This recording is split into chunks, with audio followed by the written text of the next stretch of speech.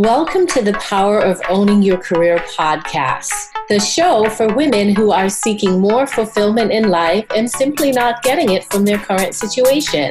We focus specifically on careers, but hey, we spend a lot of time in our careers, so making changes here will definitely create an impact in your overall happiness. I'm your host, Simone Morris, and my mission is to empower women to succeed. I believe that in order to powerfully own your career, you must decide and claim that you want to sit in the driver's seat. You must know that you deserve better and be willing to not only do the requisite work, but be willing to go out on a limb to ensure your success. Each episode focuses on profiling a leader who is clearly demonstrating ownership of their career. Join me and my guests as we explore career journeys and bring you actionable strategies to use to get into the driver's seat for your career. Because ultimately, your career is your responsibility. Let's get into the show.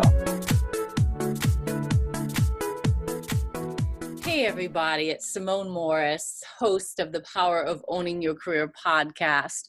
I just want to tell you how thankful I am for you. This podcast has been so inspiring to me. To me, it's been like going back to school, where each episode that I record, I am constantly blessed by the guests because they provide resources, conversation that inspires me to continue to be in the driver's seat for my career. I really hope that that's what's happening for you in your career as well as you listen to these episodes. I often don't take the time to do a one-off episode.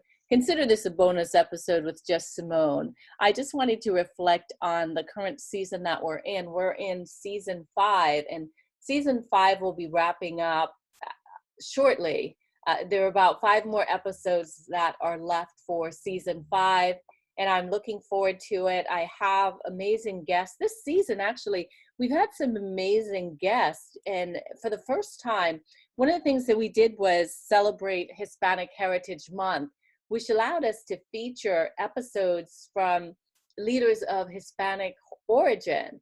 So if you haven't gotten a chance to listen to episodes that we had Danielle Nava Mijares, we had Lucy Sorrentini, Cindy Rodriguez Kelly, Constable, just great episodes that you can listen to and just get that perspective and education and inspiration from those episodes. I also spoke to Jennifer Brown, and she is LGBTQ, and spoke about that experience. I talked to Amy Waninger, and she also spoke about her experience of really bringing her identity, her full identity to the workplace and how she now uses that as a lever. Talked to Suba Barry, who really just touched my heart with her story of conquering cancer 6 times. I'm just amazed at the leaders that I get to talk to, and they are transparent with sharing their stories and their journey. My journey is inspiring one to myself, and others have told me it's been inspiring to them as well. I often don't speak about my journey, or maybe I do during the interviews. I do chime in sometimes with my experiences and my story, but I really spent a great deal of time in corporate America. In fact, after I graduated from college, I remember my first job, I was really disheartened because I didn't immediately go into the field that I wanted to go into. I wanted to be a buyer. That's what I went to school for. I went to Quinnipiac University, and my undergraduate degree is in marketing with a concentration in retail management. So I really thought that I was on my way to being a buyer, traveling around the world, buying clothes, and just living this very extravagant life. I don't know, that's the vision I had in my head, honestly, after my degree. And that didn't pan out. But luckily for me, I had a Professor Bruce Saulnier, who is still at Quinnipiac University, who told me, Simone, you need one more course to get your associate's degree in data processing. And so I left Quinnipiac with 2 degrees. And when one path didn't work, I leaned heavily on the other path, which really took me on a completely different journey for a number of years. And most of my career has been spent in the tech space, really being a trainer, being a developer. I was one of those people who used to develop on Lotus Notes. So I did some Lotus Notes development, and I really enjoyed being a developer. I think the part of that that I enjoyed most was really creating efficiency or creating things that others could use. But spent most of my career in the tech space. And then finally, there was some inkling that, some calling that said it was time for a pivot. And after taking a sabbatical, I'm one of those people who took a sabbatical, an unpaid 3-month sabbatical from work to just think. I needed time to pump the brakes because the gas was going so fast and I didn't know if I was still happy. And I felt like the time had come for change and I wanted to make change. So I really had to bet on myself. And this was the first time that I truly bet on myself and believed in myself. And it was the first of many to come, but I took that sabbatical and it was the best thing that I ever did for my career. In fact, I wrote an article, I think it might be on socialhire.com, but an article about taking a sabbatical. So I took a sabbatical and went back to work early from the sabbatical because honestly, I was wooed back to work. I was called to come back early and there was a team trip in Napa. And I thought, oh my gosh, I've got to go. So I went back to work early, but I still felt that it was the time for a pivot.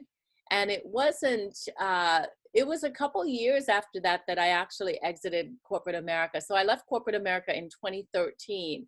And it took me 2 years to start my own business because I really just had to heal. I was exhausted and I was unsure of the true path for Simone. So I took some time to find the driver's seat. But the nice thing about this was I got to follow my own roadmap.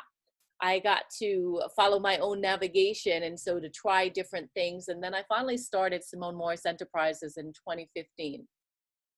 And that itself has been very twisty, if you will, but I have been in the driver's seat and done a lot of learning. And what I would say, which really resonates with the Power of Owning Your Career podcast, is that I left corporate America with the clear understanding that my career is my responsibility.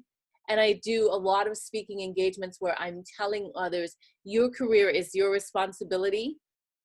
I do workshops. I've got the book, The Power of Owning Your Career. By the way, if you haven't gotten the book, The Power of Owning Your Career, or 52 Tips for Owning Your Career, they're available on Amazon or on my website. If you want them with my autograph on it, you can purchase it on my website, but they're also on Amazon. It's Christmas time or the holidays. And so if you're looking for gifts, you can certainly give The Power of Owning Your Career or 52 Tips for Owning Your Career. But writing those books really crystallized for me the importance of really taking control of your career and being in the driver's seat for your career. It means saying no to unhappiness and really embracing your power in taking control of your career. And I think that's the true lesson, and that's the true message behind this podcast, is that you are responsible for your career. If you are unhappy in your career, you are empowered to turn that around. And there are several ways that you can do that.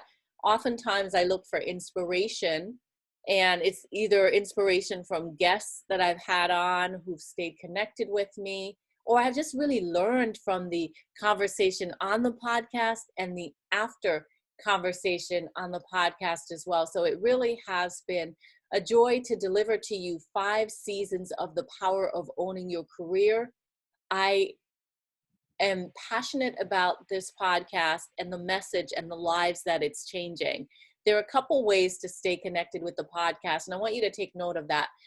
Number one, we now have a account on Instagram. So please follow us on Instagram. It's POOYC podcast, which is Power of Owning Your Career podcast.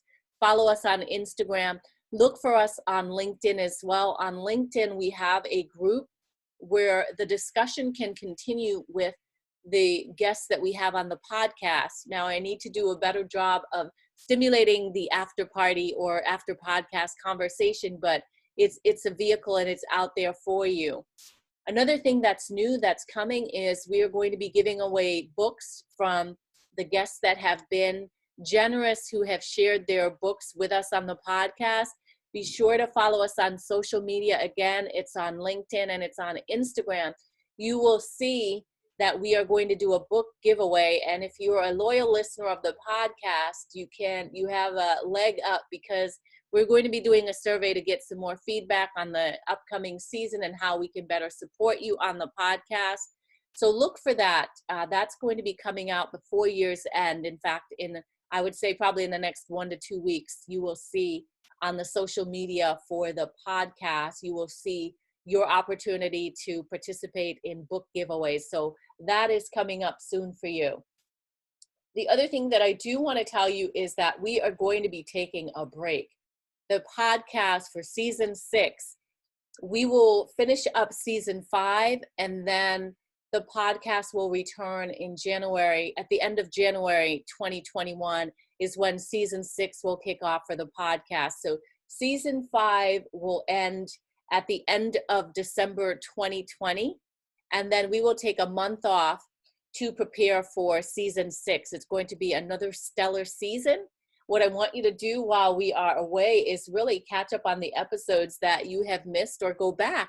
Again, I mentioned that it's 5 seasons, so you want to make sure that you take advantage of the podcast and really listen and learn and take notes. I'm thinking of changing up the format in season 6, where you're hearing from me a bit more about dissecting the episodes and having conversations with you and communicating with you. That's why we are going to be doing a podcast survey, and your participation is going to be helpful in really steering where we go with the podcast going forward. So I appreciate the love, the support, the listening, the sharing. I want to ask your help in really reviewing the podcast. If you would do me a favor and go on to iTunes or Google Play or wherever you listen to the podcast and leave a review for the podcast. I'm hoping that you've gotten a lot of value and that it's going to be a 5-star or a very favorable review. But nonetheless, please go and do a review of the podcast. Those ratings matter in terms of getting exposure and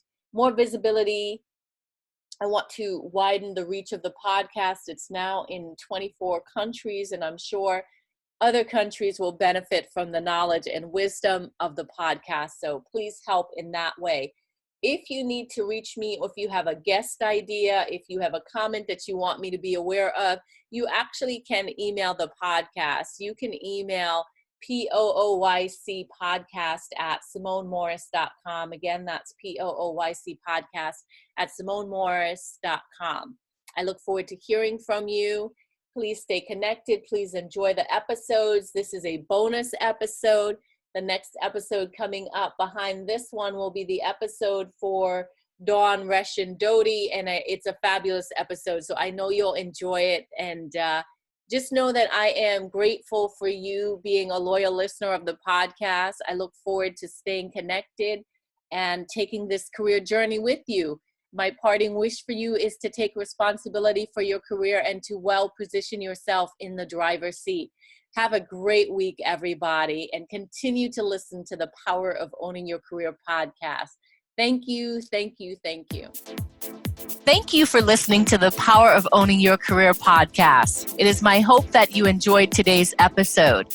You can check out the show notes for this episode on the SimoneMorrisEnterprises.org website by clicking the podcast menu.